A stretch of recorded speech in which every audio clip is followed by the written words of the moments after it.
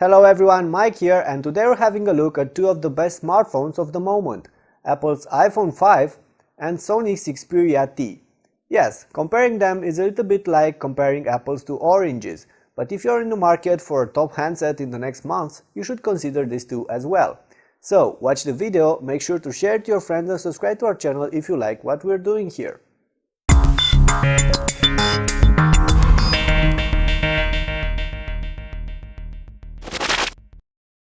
Alright, we're going to start by having a look at these two smartphones. When put side by side, you'll notice that the iPhone 5 is more compact than the Xperia T, but that was expected since it sports a smaller 4-inch screen, while the Sony has a 4.7-inch display. The iPhone is also significantly thinner than the Sony and about 30 grams lighter. Those, combined with the overall shape of these phones, make the iPhone feel a lot more comfortable in hand and easier to use. Of course, neither of these phones are ugly. While the iPhone is a rectangular slab of metal and glass, the Xperia T has a slightly curved shape, with a thinner waist and slightly bulged edges. The Sony flagship is covered in plastic, matte and soft on the back, glossy on the front, and while it looks and feels alright, I'd say it's not really toe-to-toe with the iPhone here. However, it is more reliable since the iPhone's coating tends to scratch and peel off easily. Both these phones come with sealed rears, so you can't easily remove the battery on any of them. Having a look at what you can find on those rears, you'll notice that the Sony sports a 13 megapixel camera plus a speaker, while the iPhone 1 has an 8 megapixel camera back there. Also, the iPhone's camera lens seems a bit more exposed to scratches, while on the Sony it is protected by a bump, but that means it will catch scuffs and dust, which are not that easy to clean. On the sides, the Sony Xperia offers plenty of connectors and buttons. A mini USB port, a headphone jack, a micro SD card and micro SIM slot, plus dedicated power, volume and camera buttons. Unfortunately, those buttons are grouped together and placed in an awkward position on the lower left side of the phone, which makes them uncomfortable to use with one hand, especially if you're riding.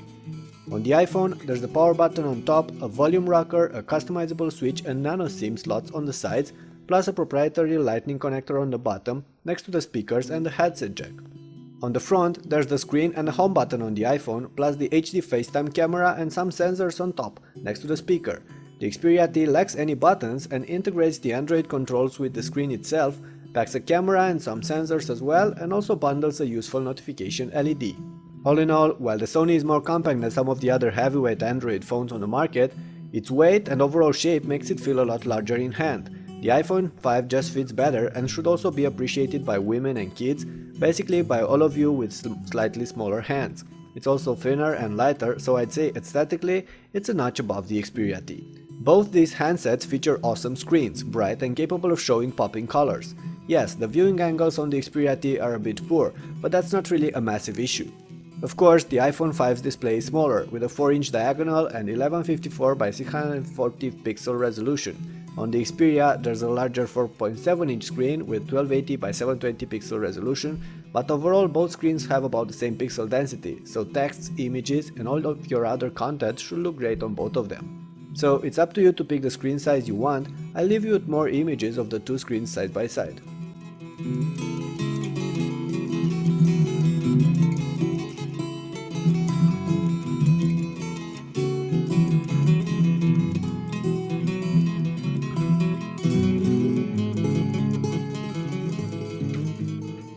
With the iPhone 5 and the Sony Xperia T, we get another episode of the iOS versus Android debate. I'm not going to get into details, each camp has its pros and cons. iOS is smoother and simpler, but also feels a bit outdated when it comes to its core features. Android has grown a lot in the last years and is now a reliable OS with plenty of tweaking and customization possibilities. I will tell you that the iPhone 5 runs iOS 6 and that right now most apps cannot benefit from the extra height of that 4-inch screen, but that should be addressed quickly. As for the Xperia T, it's only bundled with Android 4.0 Ice Cream Sandwich, a heavily customized one and packed with plenty of Sony proprietary apps, but it should get Android Jelly Bean pretty soon. I'll advise you to see the thorough reviews for both these phones for more details on software and user interface. Both these devices run on dual-core hardware platforms with 1GB of RAM. There's a Qualcomm Snapdragon S4 inside the Xperia T and an Apple A6 inside the iPhone, with some potent graphics in both cases. While on paper the Sony seems more powerful, in synthetic tests the iPhone is usually faster than the Xperia T, but that's also thanks to the simple OS. I'll leave you with some benchmarks.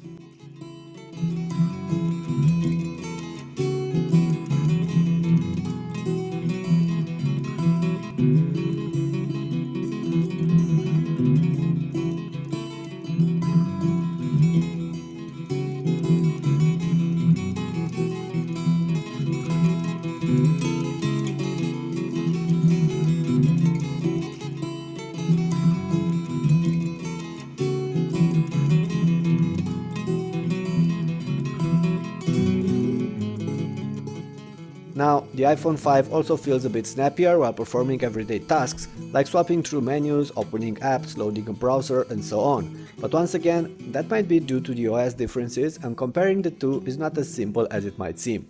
Both these phones can handle movies, music, games, and all the other entertainment tasks you might throw at them.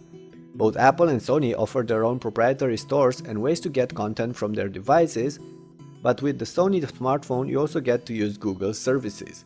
The music, video, album apps are easily to use on the two phones, but as expected they are a bit more complex and provide extra options on the Android handset. That doesn't necessarily mean they are better though. Plus, it's actually easier to get your content on the Xperia as you don't have to rely on sluggish pieces of software like iTunes. Both phones come with a decent pair of headsets that will do the job, just don't expect them to be amazing. As for the games, well, there are plenty of titles available for these devices with a slight bump in numbers and quality for the iPhone. However, most of the iOS games do not support the 16:9 aspect ratio of the new iPhone 5 yet, leaving you with two black bars on the sides.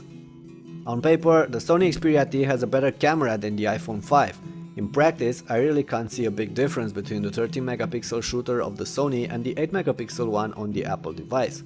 I do however appreciate more the camera interface offered by the Xperia T with a lot more options and customizations. I also appreciate the dedicated camera button.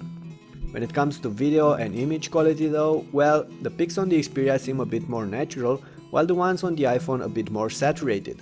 But which ones are better, well, I'll let you be the judge of that.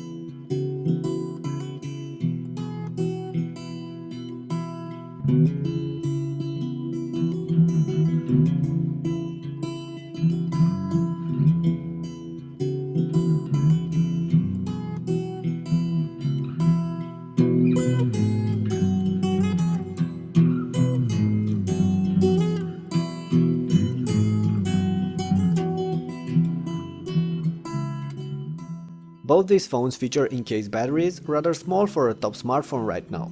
There's a 1850 mAh one on the Sony and a 1440 mAh on the Apple device.